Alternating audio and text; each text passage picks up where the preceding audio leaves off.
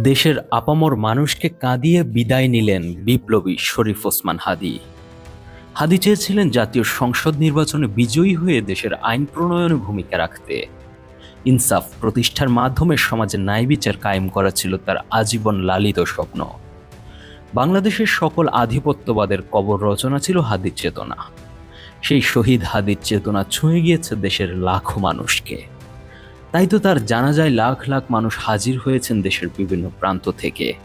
যে হাদী হাসি মুখে বলেছিলেন ঢাকা ৮ আসন থেকে যদি ৫০০ ভোট পান তবে তাতেই তিনি খুশি হবেন। যে এর নিচে যদি ভোট পাই তাহলে আমাদের মন খারাপ হবে, সেটা হলো ৫০০ ভোটের নিচে যদি পাই।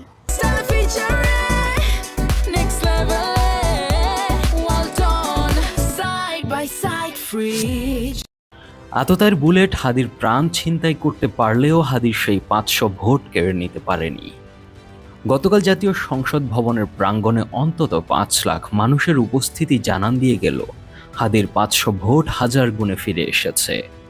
তার প্রাণহীন দেহ ঠিকই পৌঁছেছিল সংসদ ভবনে, কিন্তু তখন হাদী পৌঁছে যান জাগতিক সংসদের অনেক ঊর্ধ্বে। বিভিন্ন পর্যালোচনা বলছে শরীফ ওসমান হাদীর জানাজায় উপস্থিত হন কয়েক লাখ মানুষ। তবে হাদীর জানাজায় আসলে কত লোক সমাগম হয়েছে তা বাস্তবে সঠিকভাবে বলা কঠিন। বুয়েট থেকে জানাজায় অংশ নেয়া একদল শিক্ষার্থী তাদের একটি বিশ্লেষণে দেখিয়েছে হাদীর জানাজায় প্রায় অন্তত ৮ লাখ মানুষ অংশ নিয়েছেন।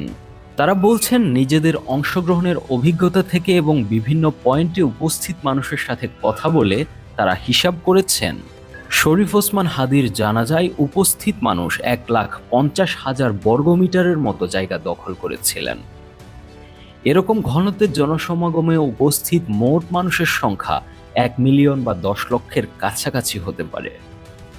একুশে টেলিভিশন সংসদ ভবনের আশপাশের এলাকার রাজুকে ডিটেইলড ম্যাপ স্যাটেলাইটের মাধ্যমে বিশ্লেষণ করে ড্রোন ফুটেজের সাথে সমন্বয় করে দেখার চেষ্টা করেছে যে জানাজায় উপস্থিতির আনুমানিক সংখ্যাটা আসলে কত। আমাদের বিশ্লেষণে দেখা যায় মানিক মিয়া অ্যাভিনিউ, সংসদ ভবনের দক্ষিণ প্লাজা এবং তৎসংলগ্ন মাঠ, খামারবাড়ি পর্যন্ত সংযোগ সড়ক, আসাদ গেটের জনসমাগমের অংশ নিয়ে আনুমানিক ১,৬৮,০০০ বর্গমিটার এলাকায় জামায়াত হয়েছিল।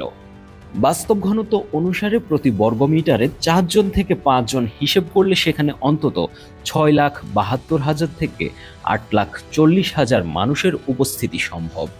এছাড়া শুরুর দিকে ড্রোন শটগুলোতে সংসদ ভবনের পূর্ব দিকের মাঠ খালি দেখা গেলেও জানাজার পূর্বেই ওই মাঠও পূর্ণ হয়ে গিয়েছিল বলে প্রত্যক্ষদর্শীদের সূত্রে জানা যায়। হাদীর জানাজায় সংসদ ভবনের দক্ষিণ প্লাজা আর মানিক মিয়া অ্যাভিনিউতে যে জনস্রোত নেমেছে তা আসলে সঠিকভাবে গুণে বের করা দুষ্কর। এসব জনস্রোত গণনায় আয়তন হিসেবে স্ট্যাটিস্টিক্যালভাবে আনুমানিক বিচারই সারা বিশ্বে বেঞ্চমার্ক হিসেবে গৃহীত। সে হিসেবে শরীফ ওসমান হাদীর জানাজায় নিম্নে ৫ লাখ থেকে সর্বোচ্চ ১ মিলিয়ন পর্যন্ত উপস্থিতি হতে পারে বলে অনেক বিশ্লেষকই মত দিচ্ছেন। তবে সংখ্যাটা যতই হোক, ওসমান হাদী যে দেশের কোটি মানুষের মনে আলোড়ন তুলে ভালোবাসার একটা স্থান লাভ করেছেন সেটা কেউই অস্বীকার করতে পারবে না। তাই তো উপস্থিত জনস্রোত স্লোগান তুলেছিল, আমরা সবাই হাদী হব, যুগে যুগে লড়ে যাব।